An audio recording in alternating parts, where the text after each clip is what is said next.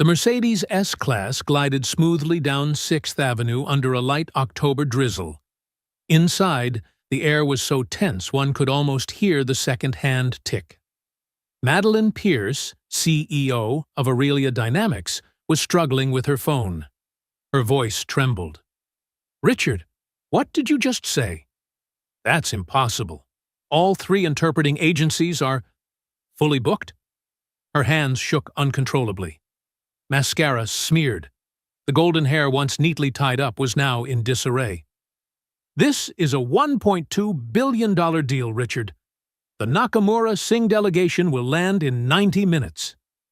In the front seat, Evan Carlisle, the 52-year-old driver, tried to focus on the rain-slick road, but he could hear every word. He knew this situation. Aurelia Dynamics was on the brink of collapse. Soft jazz hummed from the radio. Evan reached forward to turn it off, hoping she could concentrate better. But before his hand could touch the button, Madeline's head snapped around, sharp as a blade. "Keep your gorilla hands off my car!" The air froze. Evan's hand stopped midair. In the rearview mirror, his usually gentle blue eyes reflected something different. Not anger, but a deep exhaustion. 3 years. 3 years of words like that. Madeline wasn't done. Her voice was razor-sharp. "You think being my driver gives you the right to touch my things? You're just help. Know your place." Evan tightened his grip on the wheel. His knuckles turned white. His eyes fixed straight ahead, where Manhattan Avenue blurred through the rain. But in his mind, memories were crystal clear, as if it had all happened yesterday. Tokyo, G7 Summit 2015. He'd stood behind 3 presidents, his voice preventing a trade war. Georgetown, honorary doctorate. Harvard, master's degree in applied linguistics.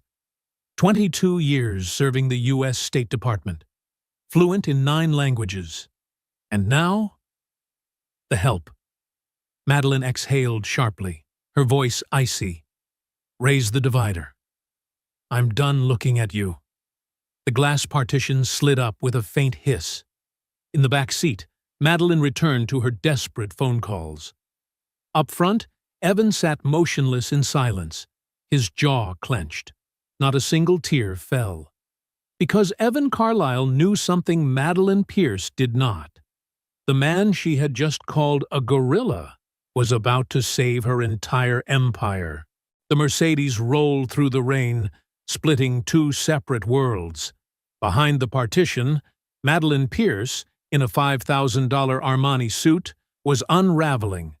She made her 7th call. "Susan, I don't care if it costs $50,000. Find me someone who speaks Japanese and Mandarin, right now." Her voice cracked. "No, we can't postpone." They'll withdraw for good. 3 years of negotiation. Gone. In front of the partition, Evan Carlisle drove on, face impassive. But inside him raged another storm. On this same road a year ago, the Berlin deal had collapsed because of a communication error. 6 months ago, the Seoul negotiation fell apart because Madeline used the wrong Korean grammar while speaking to Samsung's CEO. $40 million, gone. He knew how to fix it. But he'd chosen silence. Why? Because she'll never listen. But today was different. Today, 200 people were about to lose their jobs, including him. And Lily, his daughter, a sophomore at Johns Hopkins, still thought her father was a linguistics consultant writing a book. She had no idea her father was just a driver. Each month, Evan wired her tuition, $68,000 a year, with the message, "Here's Dad's research funding for this month, sweetheart."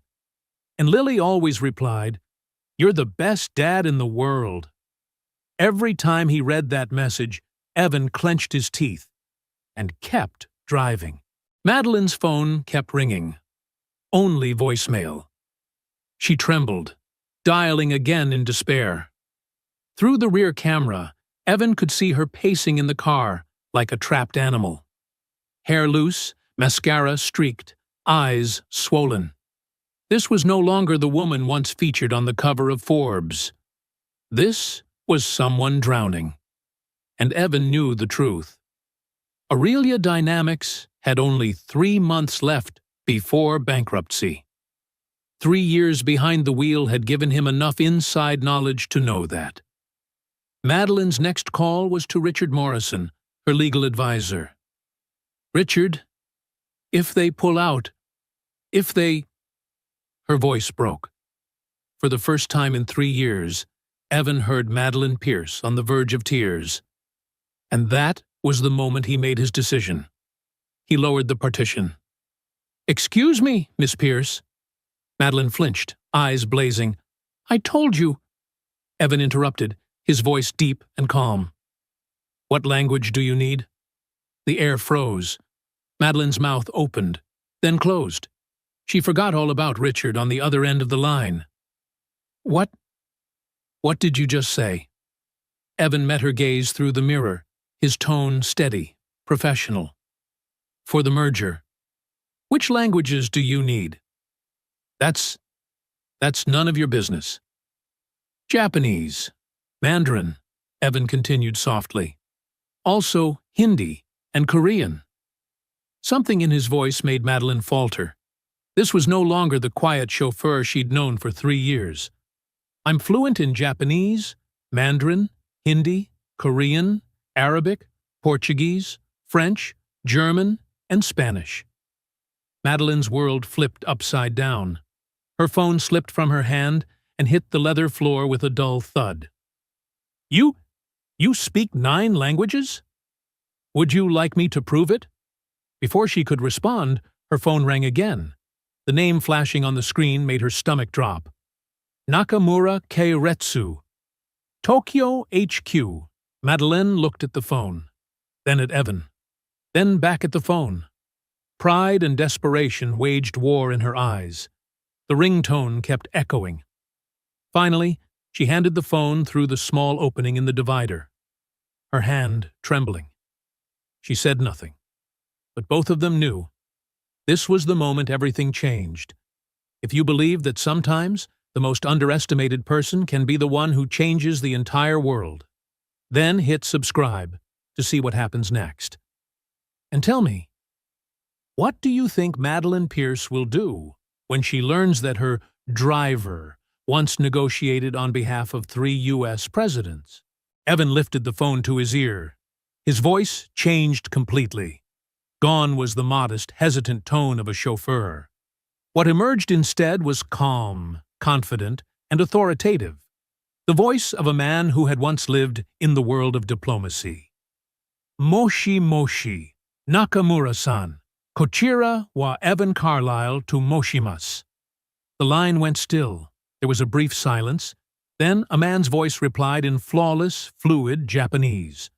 Madeline sat frozen. She didn't understand what they were saying, but she could feel something. A shift in the air. Evan's tone wasn't merely interpreting. He was negotiating. He tilted his head slightly, listening carefully, nodding, occasionally responding with phrases that softened the voice on the other end, made it warmer, more personal. The way he said, "Nakamura-san," the precise rhythm of his pauses. Every gesture carried a deep cultural respect. Then, another voice joined in, sharp and fast, speaking Mandarin. Without a heartbeat of hesitation, Evan switched languages, flowing seamlessly, his pronunciation round and native-like. Technical terms began to appear: intellectual property, transfer of ownership, market entry strategy. Madeline recognized these words. They were the most sensitive points in the merger, the ones she was risking everything to hold together. And the man she had called a gorilla 20 minutes ago was now discussing those very issues in 3 different languages, as if he had been born to do this. 20 minutes passed. The Mercedes continued to glide through the rain-soaked towers of Manhattan. But inside, time stood still. At last, Evan bowed his head slightly, though the person on the other end couldn't see, and ended the call with respectful grace. "Arigato gozaimasu, Nakamura-san." He handed the phone back to Madeleine. "They're looking forward to meeting you in person. The merger discussions are back on track." Madeleine stared at the phone as if it were a ticking bomb. Then she looked at Evan, her voice hoarse. "What? What did you just do?" Evan looked straight ahead, his tone calm and professional, as if this were something he did every day. "Just a small cultural misunderstanding. Your legal team used overly aggressive language in the preliminary contract. They felt they were being treated as subordinates, not as partners." The color drained from Madeleine's face. "What kind of misunderstanding?" "The kind that can kill a deal." The car crossed an intersection, red light reflecting across Evan's stern face. "I explained that Aurelia Dynamics deeply respects their family business legacy. That you took time to study Japanese corporate customs to show your regard." Madeleine's mouth fell open in disbelief. "But I never," Evan replied evenly. "Now you have." He said it without turning his gaze, eyes fixed on the road, while Madeleine sat there in silence as the rain outside fell harder than ever. The Mercedes turned into the underground parking lot of Aurelia Dynamics at 1290 Avenue of the Americas. The engine went quiet, leaving only the echo of stillness against the cold concrete walls. Madeleine could hear her own heartbeat. "Evan." For the first time in 3 years, she called his name. "I need to know everything." Evan met her eyes through the rear-view mirror. For a brief moment, the divider between them looked like a real wall. Then he nodded slightly. Ph.D. in International Relations, Georgetown. Master's in Applied Linguistics, Harvard. 22 years as a senior diplomatic interpreter for the U.S. State Department.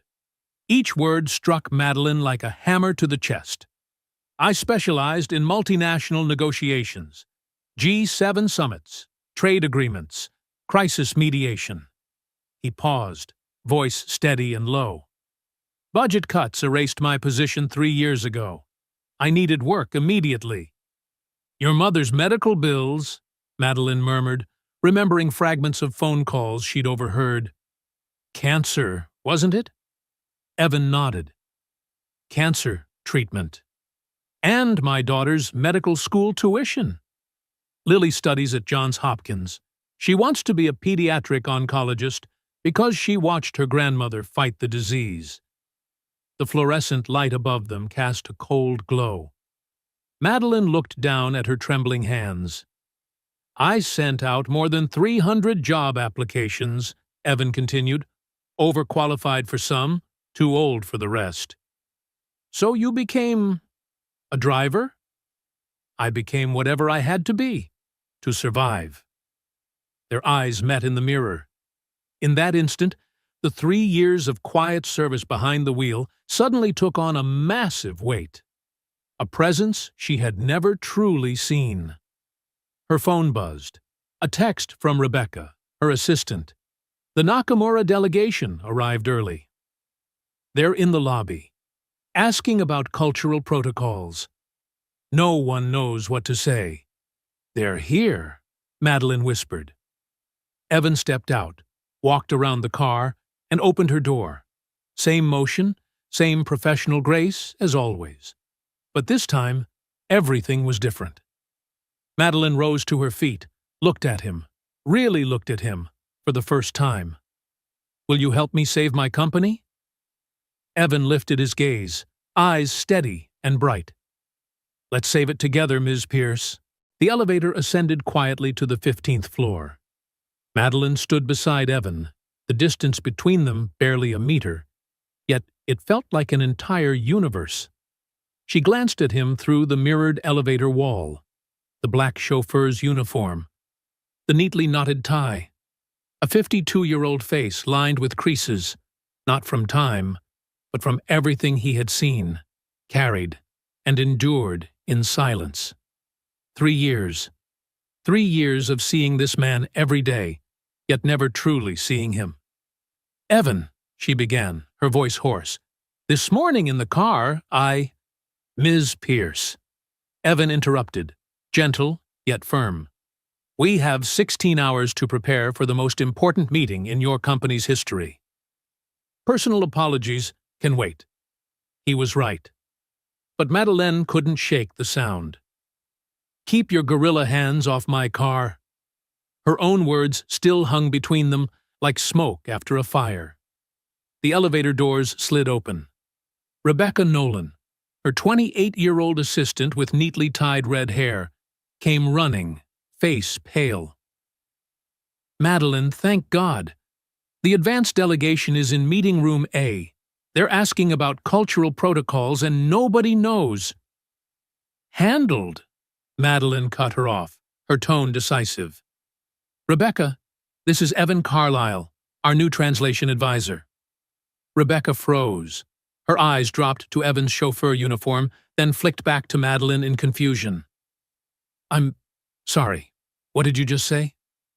"Mr. Carlisle will be overseeing all international communications for the merger." "But he's a Georgetown PhD, fluent in 9 languages." Madeleine's voice was sharp as glass. "Any further questions?" Color flooded Rebecca's cheeks. She lowered her gaze. "No, ma'am." "Good." Madeleine turned to Evan. "One small thing." Evan waited. "You should probably change before meeting the delegation." For the first time, Evan smiled, a faint, calm smile tinged with quiet sadness. "You're right." Rebecca escorted Evan down to the lobby, to the luxury menswear store Aurelia Dynamics kept stocked for emergency meetings. Left alone, Madeleine stood in her corner office on the 42nd floor, a glass room facing Central Park, now just a gray Manhattan drowned in rain. She looked down at her hands, still trembling. And again, she heard her own voice echoing, "Keep your gorilla hands off my car." Who had said that? What kind of woman had said that? Madeleine walked to the liquor cabinet, poured herself a glass of 25-year Macallan whiskey, took a sip, then set it by the window. In the reflection, she saw a 41-year-old woman, blonde hair, blue eyes, a $5,000 Armani suit, and a soul she no longer recognized. Her phone buzzed, a name she hadn't dialed in 2 years. M.O.M. Madeleine picked up. "Mom?" "Maddie, sweetheart." The warm voice of Eleanor Pierce, 68, retired in Vermont, filled the line. "I saw the news. Heard your big deal is about to close?" "Yes, Mom."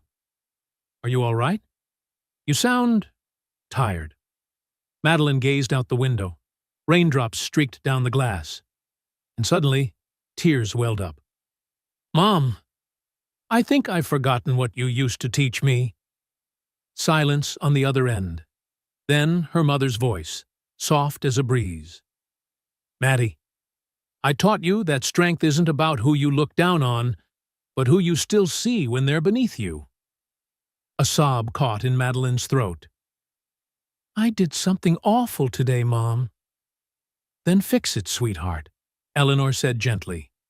"It's never too late to become who you want to be." Madeleine closed her eyes. Tears slipped down, merging with the sound of rain outside. 15 minutes later, the office door opened, and Madeleine had to stop herself from gasping.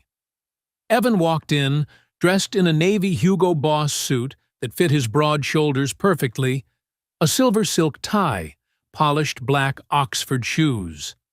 His hair was neatly combed. A few silver strands glinted faintly, only adding to his presence. But the biggest change wasn't the clothes. It was his bearing. His shoulders squared, his chin lifted. The blue eyes that once stayed lowered in silence now met hers, steady, confident, composed. This was no longer her driver. This was a diplomat. A man who had once sat in negotiations where wars could begin or end with a single wrong word. "Better?" Evan asked. "Much better," Madeline murmured, her voice smaller now. Rebecca appeared at the door. "Meeting room A is ready. The advance delegation is waiting." Madeline drew a deep breath, straightened her suit. But before stepping out, she turned back. "Evan, are you ready?" Evan Carlisle, the former senior interpreter of the U.S. State Department, underestimated for 3 long years, smiled with quiet confidence. "Ms. Pierce, I've mediated disputes between nations. I think I can handle a business meeting." For the first time in months, Madeline Pierce felt something she had long forgotten: hope. The two of them walked out of the office side by side. No longer boss and employee, but two people about to fight for the same cause. Conference Room A of Aurelia Dynamics radiated that distinct American sense of authority. A 10-meter walnut table, Italian leather chairs, glass walls overlooking 6th Avenue. But today, the air inside was thick, stretched tight like a string about to snap. The advance delegation from Nakamura Group consisted of 3 senior Japanese directors and 1 interpreter. They all stood up at once when Madeline and Evan entered. Evan stepped forward. He bowed. Depth, angle, and duration measured to the exact second. Not too low to seem servile, not too high to appear arrogant. Then he spoke, in Japanese. His voice carried no trace of an American accent, none of that foreign speaker trying to sound polite tone. It was the voice of someone who had lived within that culture. The lead director, Mr. Tanaka, blinked in surprise. Then he smiled and replied with a long, warm sentence. Evan turned to Madeline and said quietly, "Mr. Tanaka says they're pleased that Aurelia Dynamics sent someone who truly understands Japanese culture. He feels respected." Madeline nodded, her heart pounding. "Tell him Aurelia Dynamics doesn't see this as a deal, but as a long-term relationship between 2 family-run legacies." Evan gave a subtle nod and translated, but he didn't just relay her words. He interpreted her tone, adding cultural nuance, weaving phrases with a Japanese rhythm that conveyed sincerity and grace. The atmosphere began to shift. The tension slowly melted. The meeting unfolded with almost unbelievable smoothness. But at minute 35, Mr. Tanaka's expression suddenly changed. He spoke at length, his tone deepening, pointing at a clause in the contract. Evan listened, eyes narrowing slightly. "Something wrong?" Madeline whispered. Evan turned to her, voice serious. "Mr. Tanaka says Clause 7 in the draft contract is written too directly. In Japanese culture, that phrasing implies we see them as subordinates, not equal partners." The color drained from Madeline's face. That was exactly the kind of mistake that could destroy 3 years of negotiation. "Which clause?" "The one about final decision authority." Evan switched back to Japanese, his voice calm, warm, steady.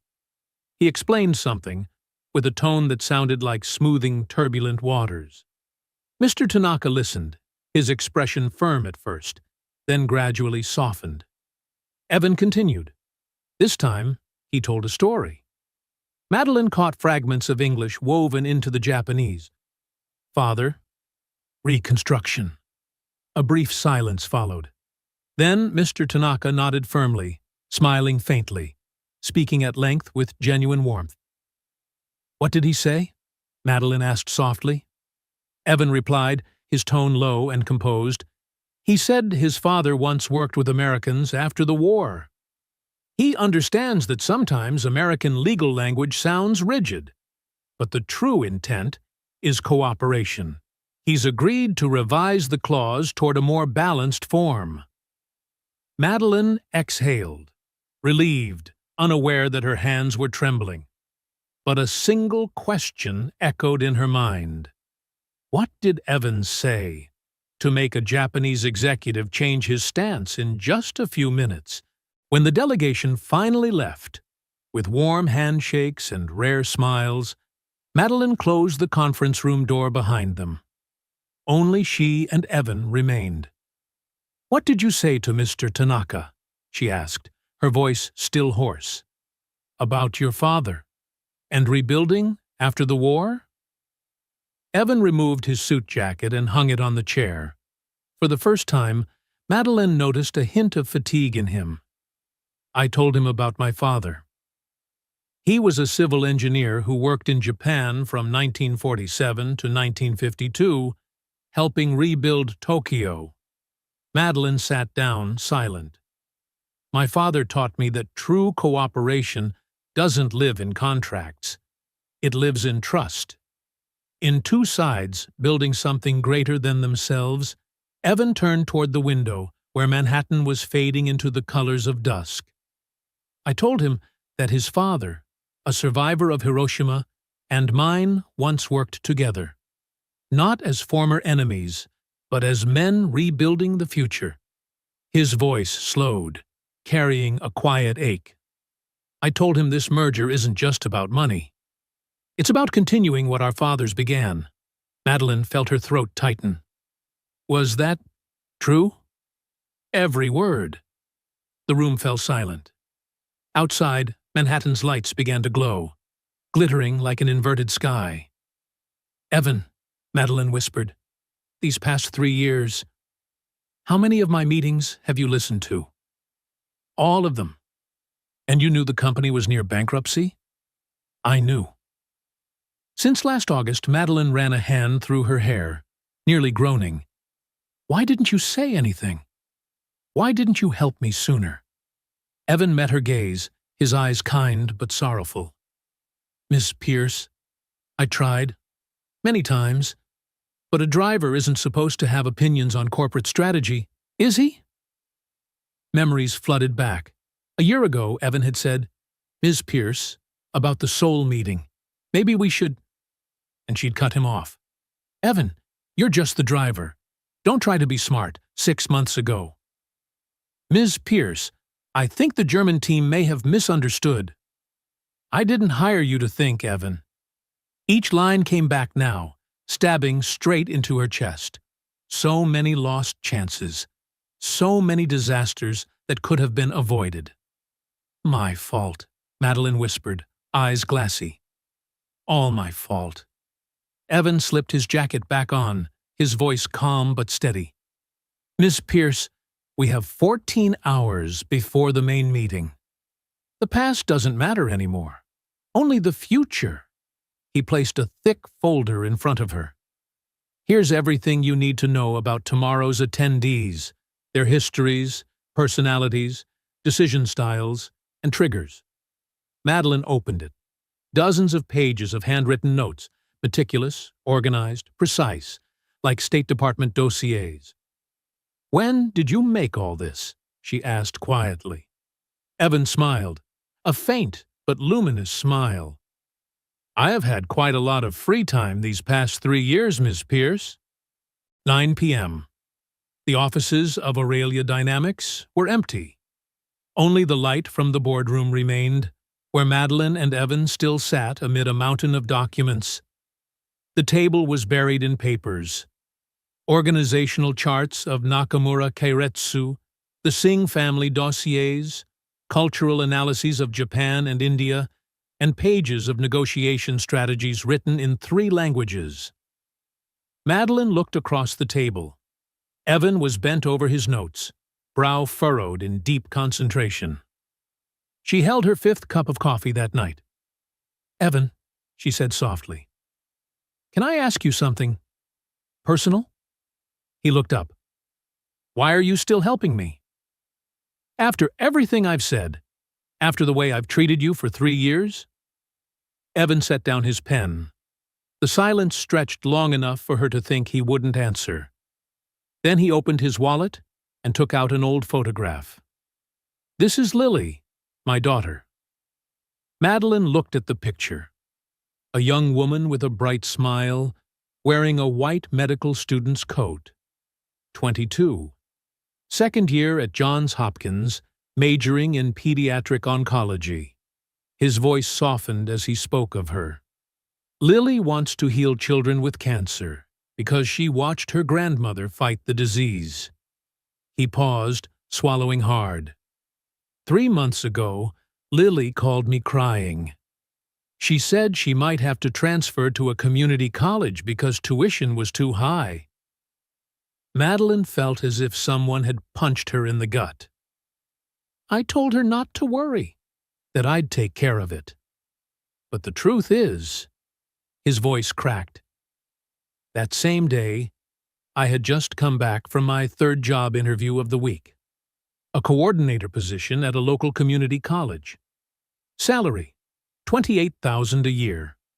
He let out a quiet, bitter laugh. I almost took it. I was ready to tell her to transfer, to accept that my career had ended at 52. What changed? Madeline asked softly. Then this morning, you needed me. Evan looked her straight in the eye, voice steady and calm. Ms. Pierce, saving your company isn't just about work or money.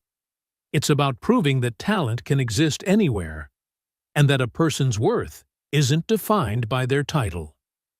He slipped Lily's photo back into his wallet. It's about ensuring that my daughter, and yours, can grow up in a world where people are seen for who they truly are. Tears streamed down Madeline's face. For the first time in years, she didn't try to hold them back. I have a daughter too, she whispered. Emma, 14. She's at Exeter. Evan blinked, surprised. I didn't know. No one does, Madeline said, wiping her tears. I keep my private life hidden. Last year, Emma asked me, Mom, why are you always so mean to everyone? She gave a small laugh, then choked on it. My 14-year-old daughter thinks her mother is a monster. Evan stood, walked to the liquor cabinet, and poured 2 glasses of whiskey. He handed one to her. Tell me, he said quietly, what made you become this way? Madeline took a sip, feeling the hot burn slide down her throat, then exhaled deeply. I grew up in Brooklyn. My mom worked in an office. My father. She stopped, her eyes distant. My father died when I was 16. A construction accident. The reflection of her silhouette glimmered in the window glass. My mother worked 3 jobs to put me through Columbia. Every night she'd say, Maddie, you have to be strong. The world doesn't forgive weakness. Evan nodded, his voice low. And you became strong. Madeline shook her head, giving a bitter smile. No, I became ruthless. I climbed every rung of the ladder by stepping on others. I thought that was strength. But in truth, her voice trembled. I was just repeating what had been done to me. When I was an intern, I was humiliated, called the poor girl from Brooklyn. And instead of breaking that cycle, I continued it. Evan stayed silent. Only the ticking clock and the rain tapping against the glass filled the room. Madeline lowered her head, voice shaking. When I called you... She couldn't finish the words. In that moment, I heard the voices of those who once looked down on me, and I realized I'd become them. She turned to him, tears streaming freely now. Emma was right. I am a monster. And worse, I've turned this company into a place that breeds more monsters like me. Evan set his glass down, his tone calm but resolute. Ms. Pierce, realizing your fault is the first step. But it's what you do next that defines who you are. Madeline looked up, her eyes red and swollen. You still think I can change? I believe in second chances, Evan said, his voice warm. For companies. And for people. The phone buzzed. A text appeared. Emma. Mom, we got the weekend off. Can I come home? Miss you. Madeline looked at the message, a trembling smile spreading across her lips. She turned to Evan. Evan, when we save this company, not if, but when, I want you to help me rebuild it. Not just financially, but humanly. How do you mean? I want to create a place where no one is underestimated. Where talent is seen, no matter where it hides, her voice grew firmer. A place my daughter can be proud of. Evan smiled, the first genuine smile she'd ever seen from him. Then we'd better prepare well. And they sat back down. 2 people, 2 cups of cold coffee, hundreds of pages of notes, working until 3 in the morning. But this time, they were no longer boss and employee. They were allies, 2 warriors preparing for the biggest battle of their lives. And in the quiet Manhattan night, amid the wind whistling through the glass towers, something new began to take shape. A true friendship, forged in regret, forgiveness, and a shared purpose. 8 a.m. The next morning. The boardroom of Aurelia Dynamics. Madeline had called an emergency meeting. The entire senior leadership team sat around the long wooden table, faces taut as strings about to snap. Everyone knew, in 6 hours, the merger meeting would begin. Marcus Hale, Executive Vice President, 58, silver hair slicked back, spoke first. Madeline, we need clarity. Where's the professional interpreter you hired? Madeline replied crisply. I'd like to introduce Evan Carlisle, our lead interpreter for today's merger. She gestured toward the door. Evan entered in a navy suit, shoulders squared, steps firm. There was no trace left of the chauffeur he once appeared to be. Every eye around the table followed him, doubt written plainly on their faces. David Chen, the CTO, 45, Chinese-American, narrowed his eyes. Wait a second. Isn't he Madeline's driver? The air crackled. Marcus tapped his fingers on the table. Madeline, this is a $1.2 billion deal. We need verified experts, not someone from...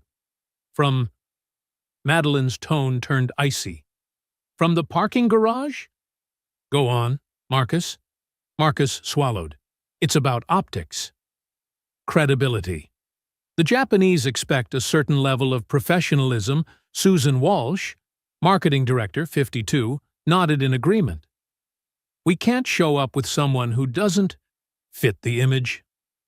Madeline tilted her head slightly. What image would that be, Susan? Marcus cut in. Someone who looks the part. Someone they'll respect. Madeline's gaze swept the table. You're questioning his qualifications? Marcus enunciated carefully. I'm questioning his fit. We can't bet everything on someone we barely know.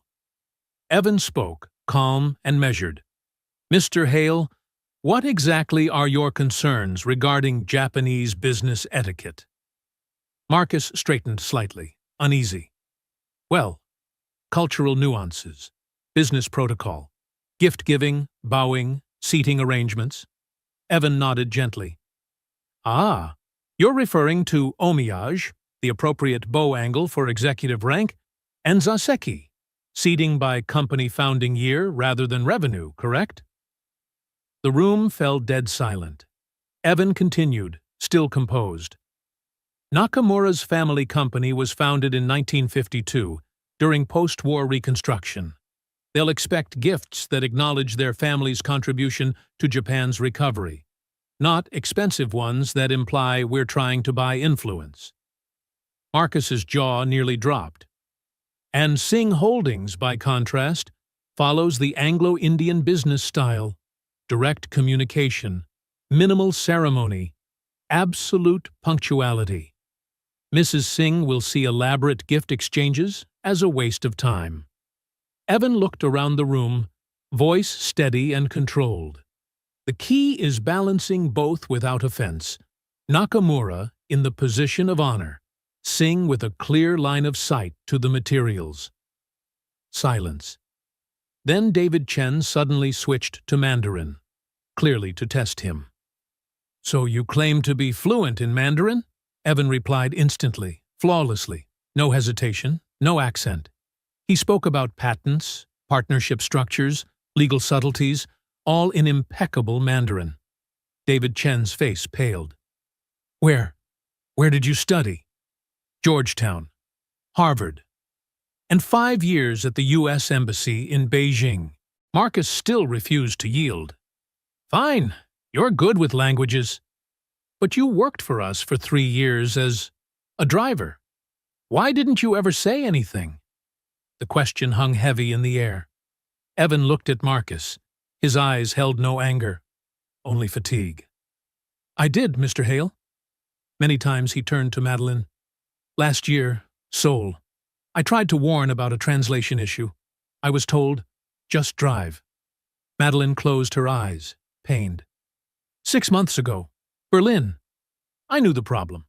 I was told, no one pays you to think. Evan's voice carried no bitterness, just truth. So I stopped trying. I chose to believe that one day someone would need exactly what I know. Marcus lowered his head, ashamed. "Today," Evan said quietly, "someone finally does." Madeline rose to her feet. Her voice was low, but sharp as glass. "Ladies and gentlemen, for 3 years, we've had one of America's most accomplished diplomats in our midst, and we've had him driving me to get coffee." She clicked the remote. The screen lit up with a State Department citation. Presidential Commendation for preventing the collapse of U.S.-China trade relations in 2018. Marcus shifted uncomfortably in his chair. Next slide. Lead Negotiator. Asia-Pacific Economic Framework. The very foundation of our international business model. David Chen's face drained of color. Another slide. A letter of recommendation from former Japanese Prime Minister Sato. Evan mediated the Okinawa Base Accord in 2020. Susan Walsh stared at the screen, speechless. Madeline closed the laptop, her tone quiet, but waited. For 3 years, we had an asset beyond value, and we used him to drive me to Starbucks. The boardroom was silent, heavy. Madeline announced, "Effective immediately, Evan Carlisle is Senior Vice President of International Relations. Salary, $180,000 plus stock options. He reports directly to me." She shut the laptop. "Any further questions about Mr. Carlisle's qualifications?" No one spoke. "Good. Because he's about to save this company one by one, the executives stood, approached Evan, offering apologies, handshakes, gestures of overdue respect. When the room finally emptied, Evan turned to Madeline, a faint smirk at the corner of his mouth. "Ready, Ms. Pierce?" Madeline smiled, the first genuine smile in months. "Ready, Mr. Vice President." 2 p.m. The merger meeting was set for 4 o'clock. Evan sat in his newly assigned temporary office, a small room on the 40th floor, but with a window facing east, where the midday light filtered through the glass towers.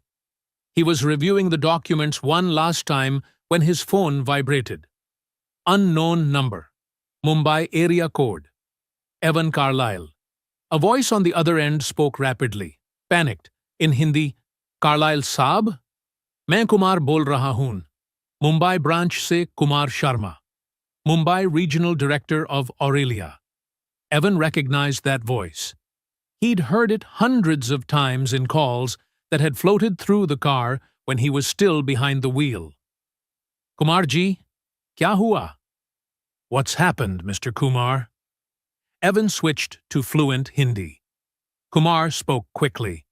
A rival company had just attempted to breach the AI system at the Mumbai branch. Fortunately, the tech team had detected it in time, but they needed urgent legal authorization in Hindi. Worse, Priya Singh, CEO of Singh Holdings, Aurelia's key merger partner, was also in Mumbai. If she heard about the breach before the meeting, the deal could collapse. Evan glanced at the clock. 2 p.m. Kumar ji, आप tension मत लो. मैं अभी handle करता हूँ. Don't worry. I'll handle it right now. For the next 20 minutes, Evan coordinated the crisis over the phone. He spoke Hindi with Kumar, English with the legal team in New York, and Mandarin with the engineers in Shenzhen, where the cloud servers were hosted. His voice carried the quiet authority of a man who had managed international crises for 2 decades. Madeline opened the door, about to ask something, then froze. She saw Evan speaking Hindi into the phone, typing Chinese on his laptop, and taking notes in English. All at once. The sight rooted her in place. Only one thought echoed in her head. This is the man I once called a gorilla. Regret flooded through her like a tidal wave. Evan set down the phone and turned to Madeleine. The Mumbai branch was targeted by a rival company. It's handled which rival? Datacorp Singapore. They tried to steal the image recognition algorithm before our deal with Singh is signed. Madeleine sank into her chair, her face drained of color. If Priya Singh finds out about this, that's exactly why I called her first. Madeleine stared at him, disbelief in her eyes. You called Priya Singh? Evan nodded calmly. I told her, in Hindi, her mother tongue, that Aurelia's cybersecurity is stronger than expected. The fact that we detected and blocked the breach within hours proves the strength of your team. He turned his laptop toward her. With her permission, I joined a video call with Kumar Ji to finalize the report. Madeleine read the final message from Priya Singh. Mr. Carlyle, your team's response time is impressive. Aurelia's security system exceeds our expectations. I look forward to meeting you in person in 2 hours. She looked up, voice trembling. Evan, you just saved this deal for the second time in 24 hours. Evan simply shook his head. I didn't save it, Ms. Pierce. Your team did exceptional work. I only made sure the message was delivered the right way. Madeleine looked at him. This man now wearing a perfectly tailored suit, yet still carrying an unshakable humility. Why aren't you prouder of yourself? Evan smiled faintly, wistfully. I spent 22 years standing behind presidents, translating words that could change history. No one knew my name. No one remembered my face. He turned to the window, the afternoon sunlight painting Manhattan in gold. But I knew my work mattered. And for me, that was enough. Madeleine felt her throat tighten. No, Evan. That's not enough. You deserve to be seen, to be recognized. He smiled softly. Today, I was recognized. By who? Madeleine asked. My daughter. Evan lifted his phone and showed her a message he had just sent. Dear Lily, good news. I've been promoted. Your med school tuition is fully covered, all 4 years. Focus on becoming the amazing pediatric oncologist I know you will be. The reply flashed almost instantly. DAD! I can't believe it. I love you so much. You're my hero. Madeleine covered her mouth, tears streaming down her cheeks. Evan stared at the phone, his voice rough with emotion. For the first time in 3 years, I didn't have to lie to my daughter. Madeleine's phone buzzed. Richard Morrison, legal counsel. Madeleine, the Nakamura Singh delegation just arrived. They're in the lobby at the St. Regis. They'd like an informal meeting before the official session. Madeleine looked at Evan. Good sign or bad? Good, he replied. They want to gauge your character before negotiating. In Asian cultures, business is personal. Evan stood, straightening his tie. But we need to prepare carefully. They'll be watching everything.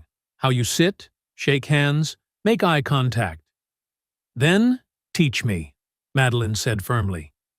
For the next 15 minutes, right there in that small office, Evan trained her. How to bow to Hiroshi Nakamura. 15 degrees. Hold for 3 seconds. No direct eye contact. How to shake hands with Priya Singh. Firm grip, steady gaze, no prolonged contact. How to use silence in Japanese negotiations, to let them think, not to fill the pauses. How to speak to an Anglo-Indian executive. Clear, direct, no unnecessary flourishes. And most importantly, Evan said, resting a hand lightly on her shoulder, a gesture both professional and warm. Remember, they're not just buying your company. They're buying your vision, your sincerity. Madeline asked quietly, if they mention our past, about you? Tell the truth, Evan replied, that you were wrong, and that you're learning to see people differently. In every culture, sincerity earns respect. Madeline nodded, drawing a deep breath. All right, let's go meet them. They walked out side by side, no longer CEO and chauffeur, not just boss and employee, but two warriors about to fight for the fate of 200 people. And in both their hearts, the same quiet vow echoed, we have to win. The St. Regis Hotel, 5th Avenue, New York. The grand lobby smelled faintly of cedarwood and Arabica coffee. Golden light spilled across the marble floor, reflecting off Madeline Pierce's shoes as she walked in. Beside her was Evan Carlyle, navy suit pressed, eyes calm yet sharply focused. At the VIP table near the window sat Hiroshi Nakamura, a Japanese man in his early 60s, slight of build, salt and pepper hair, a serene face that carried quiet authority. Beside him was Priya Singh, CEO of Singh Holdings, about 40, radiating a mix of power and grace, draped in an ivory silk sari, a soft pearl necklace at her throat. Madeline inhaled deeply, recalling Evan's instructions. Bow 15 degrees. Hold for 3 seconds. Avoid direct eye contact. She did exactly that. Hiroshi Nakamura responded with a bow of equal depth. That moment, only a few seconds long, felt like an ancient Japanese melody played perfectly in time. No words were exchanged, yet a quiet respect was born. Then Madeline turned to Priya Singh and extended her hand. Miss Singh, it's an honor. Priya clasped her hand, nodding slightly, eyes appraising. Likewise, Ms. Pierce. I've heard interesting things about Aurelia Dynamics. It sounded polite, but it was a test. Madeline smiled confidently. I hope what you hear today is better than what you heard yesterday. Priya blinked, then let out a soft laugh. The tension in the air instantly eased. From his seat behind them, Evan observed. Point 1 for Pierce. Success. They sat. The waiter poured matcha tea for Mr. Nakamura, espresso for Mrs. Singh, and black tea for Madeleine. Evan sat slightly behind them, in the precise posture of an advisor he let them lead. Yet his eyes registered every detail. How Nakamura stirred his tea clockwise, how Singh tilted her cup just a fraction to test the heat. Madeline began. Aurelia Dynamics and Singh Holdings may come from different worlds, but I believe we share one conviction, that technology only matters when it serves humanity. Priya set her cup down, a faint smile appearing. A beautiful philosophy. But I've heard dozens of CEOs say that, and then chase profit at any cost. Madeline replied without missing a beat. That's exactly why I'm here today, to change that. And if anyone understands the value of people over profit, it's Singh Holdings. Priya tilted her head, her gaze shifting. Half surprise, half admiration. Evan glanced at his watch. 3:10 p.m. exactly as he'd predicted. 10 minutes for testing, the next 10 for listening. Hiroshi Nakamura set his cup down and spoke in a deep, steady Japanese tone. Pierce-san, in our culture, there is a concept called kokoro, the heart within one's work. I wonder, does Aurelia possess such a heart? Before Madeline could answer, Evan gently translated, his Japanese voice warm and composed. Then he looked at her and gave a subtle nod. Speak honestly. Madeline took a breath and met Nakamura's eyes. Aurelia once lost that heart, sir. But thanks to people like Mr. Carlyle here, I'm learning how to find it again. Not through words, but through action, Evan translated, preserving every ounce of emotion in her tone. Mr. Nakamura pressed his lips together, then nodded slowly. In that moment, beneath the soft piano drifting through the lobby and the pale afternoon sunlight, an invisible bridge was built. Not through contracts, but through sincerity. Evan looked at Madeleine, the light of renewed faith glimmering in his eyes, something he thought he'd lost after 20 years working behind the scenes. Madeleine met his gaze and gave a small nod. The real battle was about to begin.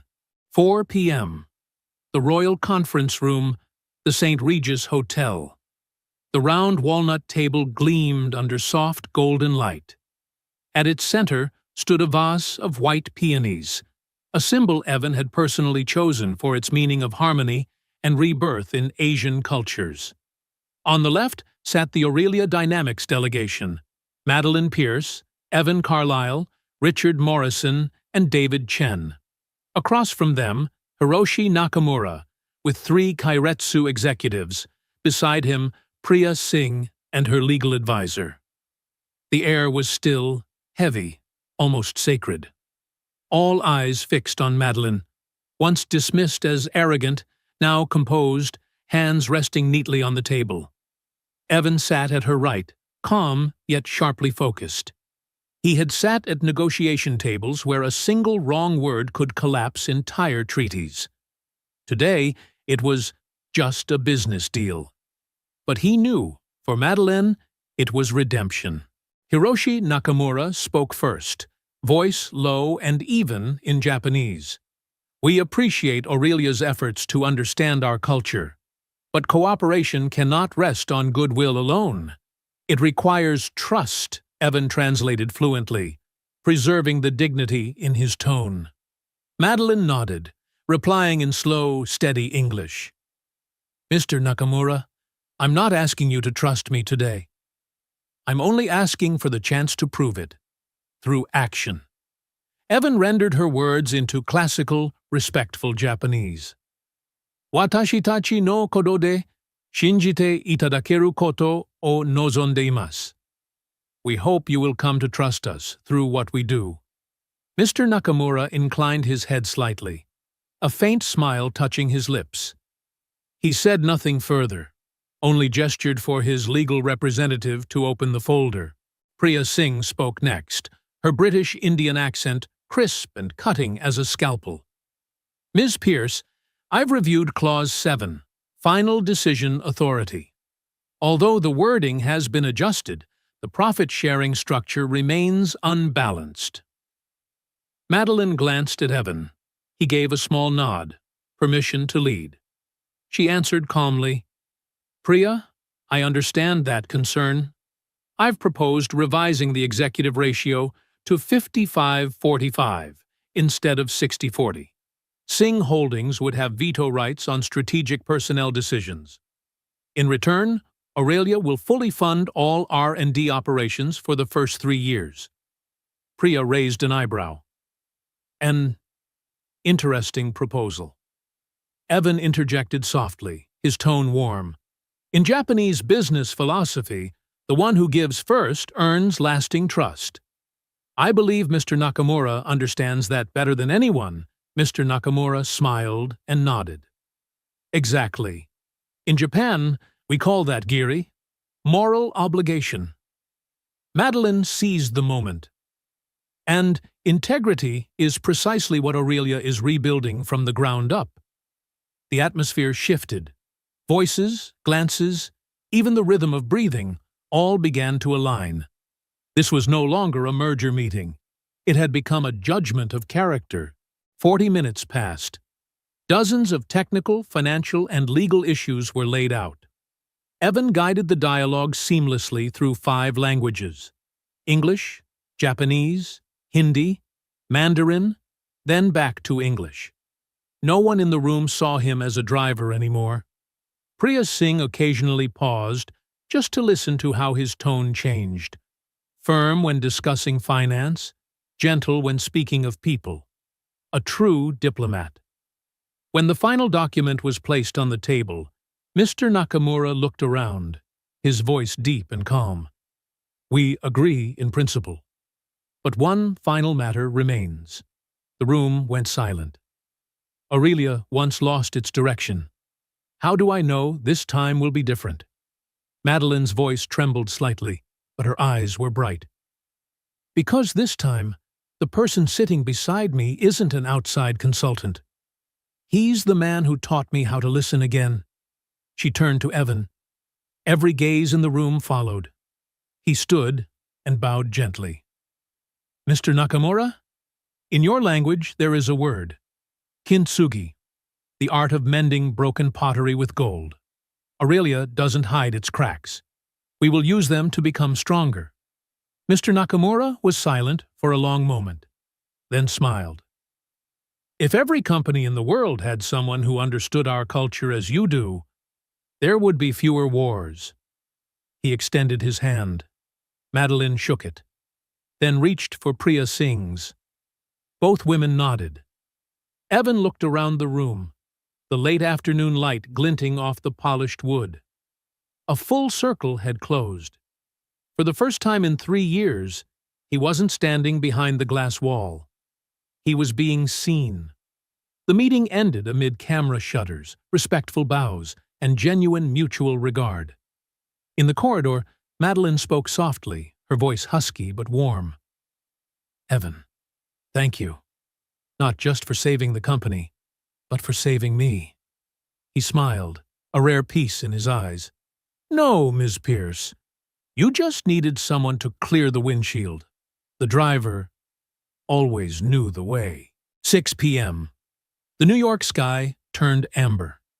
Sunlight poured through the towering glass windows of the St. Regis, sweeping across the long conference table. Now empty. Documents, glasses, pens, all remained in place. But the air had changed. Lighter. Warmer. Like a city after a storm. Still wet. But the air strangely clean. Madeline stood alone by the window, watching the slow river of cars along Fifth Avenue. Her fingertips brushed the surface of the table, the same spot where, just hours earlier, she had held her breath, waiting for every reaction from Nakamura and Singh. Footsteps echoed behind her. Evan Carlyle entered. No longer the man tensed for battle, just a 52-year-old man, tall, a little tired, yet with eyes alight, like a small flame newly rekindled. "They've signed the Memorandum of Understanding," Madeline said, her voice still trembling slightly. "Nakamura wants to meet the tech team next week." Singh proposed hosting a joint conference in New Delhi. Evan nodded, a faint smile curling at the corner of his mouth. "I told you." We'd win a pause. Madeline turned to him, her voice low. "You know, I used to think winning meant being above others. Turns out, it means rising above yourself." Evan looked at her. In his eyes, there was no trace of hierarchy, only the quiet recognition between two people who had both walked through the fire of their own egos. "You did something most people never dare. Admit you were wrong," he said softly, "and start again." Madeline smiled. "Maybe this time I'm finally beginning to be a real CEO." Late evening. Evan's apartment in Queens. Simple, orderly. His travel bag still sat unopened. He hung his jacket over a chair and poured himself a small glass of whiskey. The warm light glowed against a small framed photo on the desk. Him and Lily, standing in front of the Johns Hopkins gate. Evan sat down, opened his laptop, and began typing an email. To Lily Carlisle. Subject: Dad just finished a long day. You know, sweetheart, today I was called Vice President. But what makes me proudest is that I kept my promise. I didn't give up. I'll see you this weekend. I'll drive down, just like old times. Love, Dad. He hit send, then leaned back in his chair. The city lights shimmered through the small window, reflecting in the eyes of a man who had once stood behind countless doors of power, and who was finally, quietly, at peace with himself. The next morning, Aurelia Dynamics headquarters, 42nd floor. Madeline Pierce walked into her new office. No more expensive abstract paintings. No more glass walls creating distance. In their place hung a large photograph, a group shot with the entire staff. The engineers, the guards, the drivers. At the center stood Evan Carlisle, smiling. Rebecca, the young assistant, entered, holding a stack of files. Ms. Pierce, everyone's ready for the Monday briefing. Madeline nodded, then glanced toward the window. Rebecca, today, let me make my own coffee. She switched on the coffee machine herself, poured the first cup with her own hands. Steam rose, filling the room with the scent of fresh coffee. The scent of a new beginning. A silver-gray Mercedes S-Class rolled slowly down 6th Avenue. There was no longer a partition between the front and back seats. Evan drove. Madeline sat beside him. Neither spoke, but the silence was peaceful. At a red light, Evan stopped. Madeline turned to him, smiling. Have you ever thought? This car carried two different people once, and brought them both back again? Evan kept his eyes on the road ahead, sunlight catching his gaze. This time, he said softly, no one sitting in the back anymore. The light turned green. The Mercedes glided through the intersection, merging into the Manhattan traffic. In the distance, the setting sun glinted off the car's windows, a streak of gold, like forgiveness and hope. Some people spend their whole lives behind the wheel, but sometimes they're the ones keeping the journey from falling off the edge. Evan Carlisle didn't just save a company. He saved faith in a woman, in hundreds of employees, and in his own daughter. And Madeline Pierce. She finally understood that real power doesn't lie in the CEO's chair, but in the courage to listen to those she once dismissed. Perhaps every driver in our lives carries a story worth hearing. If you believe humility can still save this world, subscribe to True Tale Time and join us for more journeys where the seemingly smallest people do the greatest things. Because sometimes what we truly need isn't power, but someone who knows the way.